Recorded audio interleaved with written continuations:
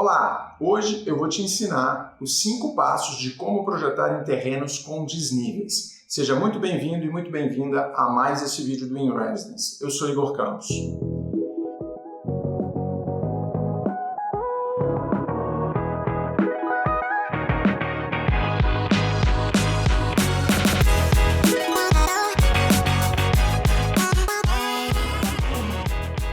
Quando a gente recebe uma ligação, quando a gente está nos nossos escritórios e recebe uma ligação, um provável cliente dizendo que quer marcar uma reunião com a gente para discutir, por exemplo, um projeto de uma residência, a gente fica super entusiasmado, fica motivado para, enfim, encarar essa oportunidade que a gente tem pela frente. E aí a gente marca a reunião, senta com o cliente e começa a conversar com ele sobre as expectativas, os desejos, o que ele pretende realmente com essa casa. E claro, a gente vai se inteirando um pouquinho mais e tomando conhecimento do desafio que acaba aparecendo para a gente pela frente. E entra um pouco aquele sentimento de desespero quando eles nos apresentam um terreno como esse aqui que vocês estão vendo e, na verdade, um orçamento limitado, curtinho, pequeno, para que a gente possa trabalhar. Aí vem aquela sensação de, cara, será que vai dar certo? Será que eu tenho condições de atender as expectativas desse provável cliente? Como é que eu trabalharia? Quais são,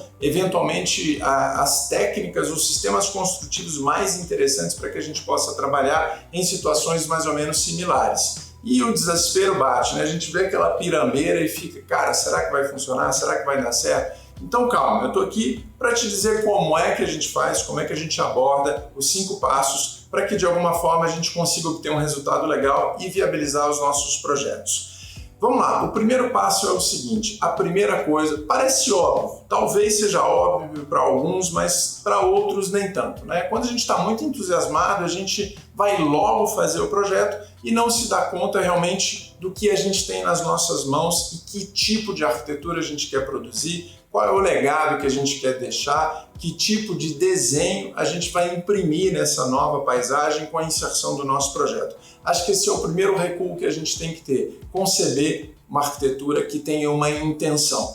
E aí tem alguns grandes mestres, né, que eu acho que vale a pena a gente recorrer para que a gente esteja amparado e no caminho certo para conseguir obter os resultados que a gente pretende com um projeto como esse, inserido em uma topografia nem sempre muito amistosa, né? Muito tranquila de se trabalhar. E tem uma frase muito bacana de um arquiteto português que eu gosto sempre de recuperar, né? Na verdade foi atribuída a ele, ao Álvaro Siza, por um outro grande arquiteto, Camilo Ribeiro.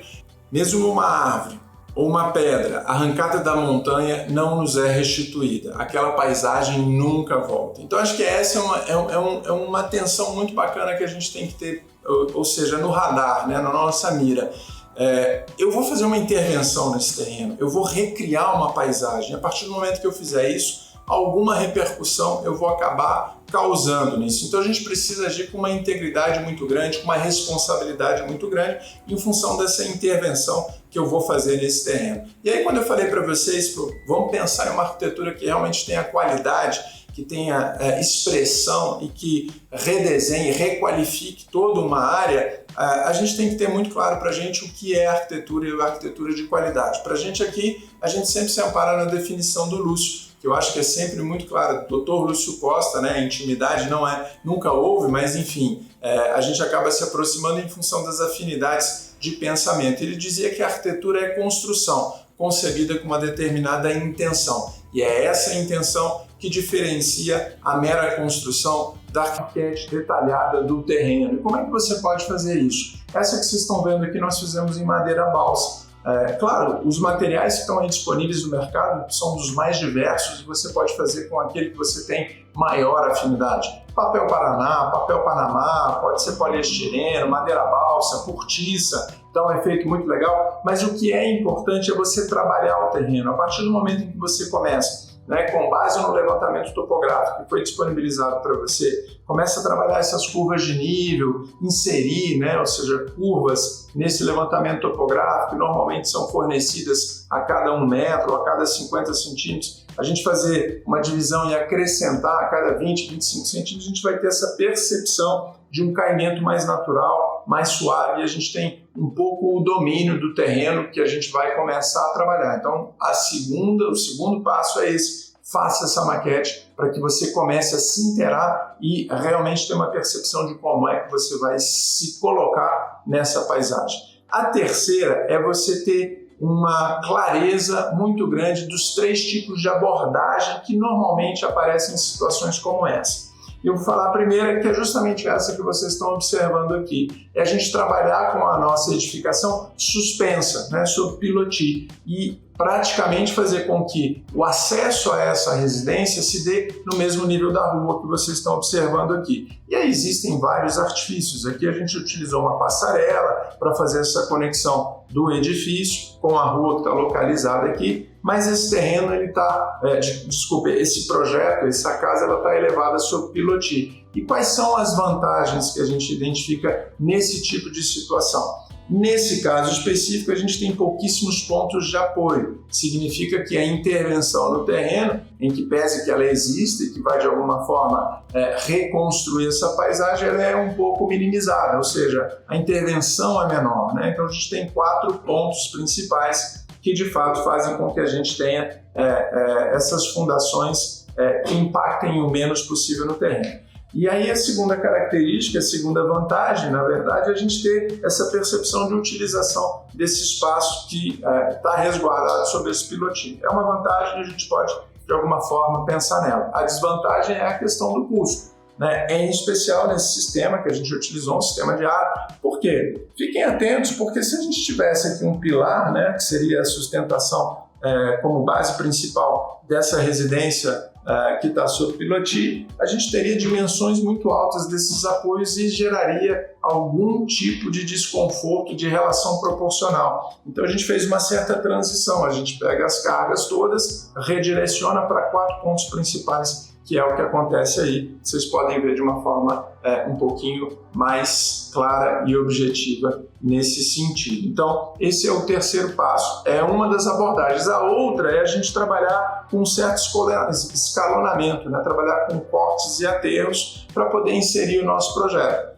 A gente vai ter, claro, uma situação de patamares. Eu posso fazer um corte um pouco mais brusco e aí criar um patamar e aí dar sequência no terreno e inserir a minha edificação ali.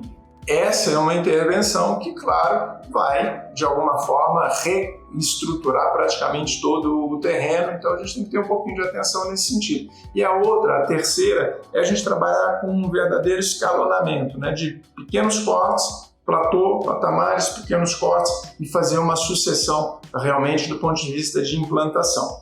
E aí, o quarto passo, um dos mais importantes também, é a gente ter a percepção de como a gente vai setorizar essa relação do programa diante, né, desses níveis que acontecerão. A gente vai chegar ali, ou seja, no pavimento térreo, ele está alinhado ao nível da rua, a gente está jogando eventualmente a parte íntima no nível inferior, vai fazer um mirante, vai trabalhar de que forma. Então tem alguns exemplos muito interessantes nesse sentido, que vale a pena a gente ficar atento a essa distribuição do programa em função dessa apropriação do terreno que eu falei para vocês, que a gente tem, na verdade, 3 opções básicas, né? Claro que existem outras, mas essas são as mais recorrentes. Então fique atento, porque você pode distribuir o teu programa dessa maneira e pensando sempre da melhor solução possível. E aí eu diria que o último passo, depois de costurada todas essas premissas de projeto, né, de como a gente vai encarar o terreno,